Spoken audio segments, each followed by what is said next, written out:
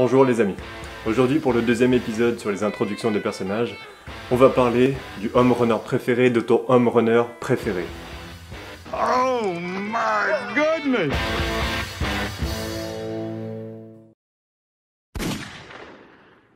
La série The Walking Dead retrace les péripéties d'un groupe de personnages mené par le leader charismatique Rick Grimes, qu'on suit depuis les premiers épisodes, dans un monde qui a été ravagé par les zombies. On les suit tenter de survivre face à cet apocalypse, devant affronter régulièrement des groupes de méchants. Parmi ces derniers groupes se trouve celui de notre personnage. Negan est le chef du groupe des Saviors, autrement appelé les Sauveurs en français.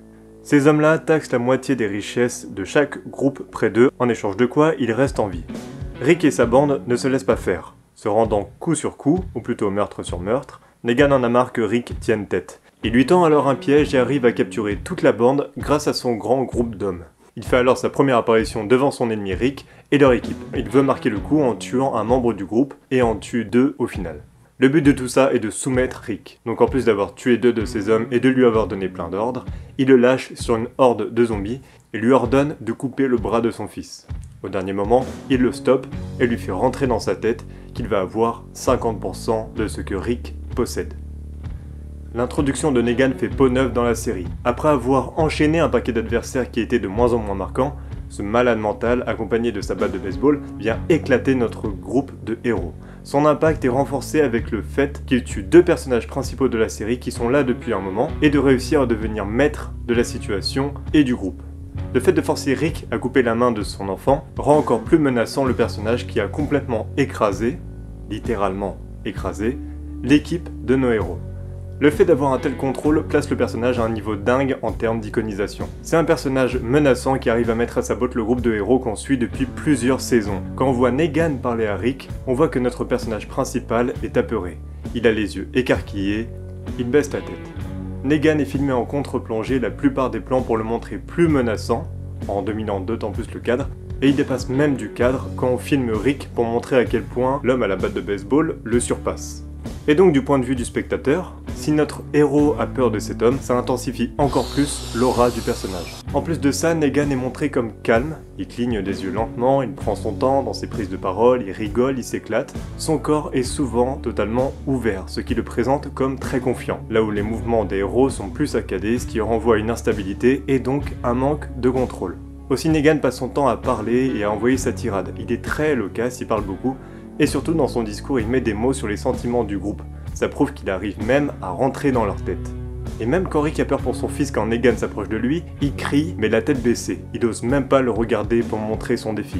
Malgré ça, beaucoup des membres du groupe le regardent avec les yeux fixés sur lui, avec un regard de défi. Tant qu'il n'est pas encore passé à l'acte, ils le prennent pas vraiment au sérieux. Pour l'instant, il y a juste le fait d'être entouré par une bande de gars qui risquent de les tuer, qui les oblige à se laisser faire. Mais le personnage de Negan est beaucoup dans le show, il pourrait sembler pour un baratineur devant eux. D'ailleurs, avec les projecteurs qui éclairent la scène, le public de Sauveur et la bande de Rick qui regarde Negan parler, et la caravane où il sort pour balancer ses répliques, à quoi est-ce que ça vous fait penser? C'est la mer Noire? Non. Avec tous ces éléments, on pourrait vraiment se croire sur un plateau de tournage, et même un spectacle, où Negan serait le personnage principal, et surtout le maître du jeu. Il s'introduit comme un showman. Quand on le voit pour la première fois, il débarque avec une pause et une réplique pour mettre l'ambiance. Et après ça, il en fait des caisses, il balance des répliques. Quand il s'approche de Rick, il retient son sourire pour ensuite balancer ses phrases. Il joue un rôle devant le groupe. En regardant sa gestuelle désarticulée aussi, il pourrait faire penser à une espèce de marionnette qui est en plein spectacle. Et justement, toute cette scène est une mise en abîme pour le spectateur, où on regarde un public qui regarde un mec qui fait un spectacle. Tout le monde découvre en même temps le personnage. Ça nous met alors à la même place que le groupe, et il y a même parfois des visions subjectives, où on est à la place des personnages, avec la batte de baseball qui pointe directement le spectateur. L'immersion est au maximum pour nous mettre à la place du groupe, et donc de ressentir encore plus leur peur, pendant qu'il est là en train de faire son petit tour. Le côté show et animation est encore plus renforcé avec le petit jeu d'Amstramgram, pour choisir qui est-ce qui va éclater. Ça renforce l'instabilité de la scène, et donc le côté horrifique et la tension.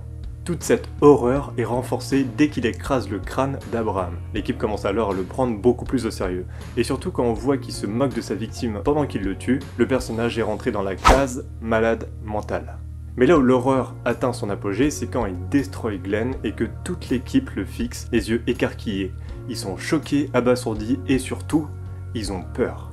Évidemment, le fait de montrer le visage de Glenn après avoir reçu le coup de batte de baseball explose l'indicateur d'horreur en montrant ce qui peut arriver à un de nos personnages préférés. Sur ce plan-là, Negan est presque juste en silhouette avec un plan en contre-plongée. Il est déshumanisé par la silhouette puisque devient juste une représentation, donc là en l'occurrence le danger, l'horreur et la mort, et il représente aussi la menace avec la contre-plongée. Le fait de forcer Rick à changer son regard et de lui faire dire ce qu'il veut appuie encore plus toute la maîtrise de la séquence par ce personnage. Il a réussi à briser notre héros et toute son équipe construite depuis 6 saisons dès sa première apparition. J'espère que cette vidéo vous aura plu. Si c'est le cas, comme d'habitude, vous savez ce que vous avez à faire. Et puis quant à moi, je vous dis à très vite, dimanche prochain, pour la prochaine vidéo. C'est ciao.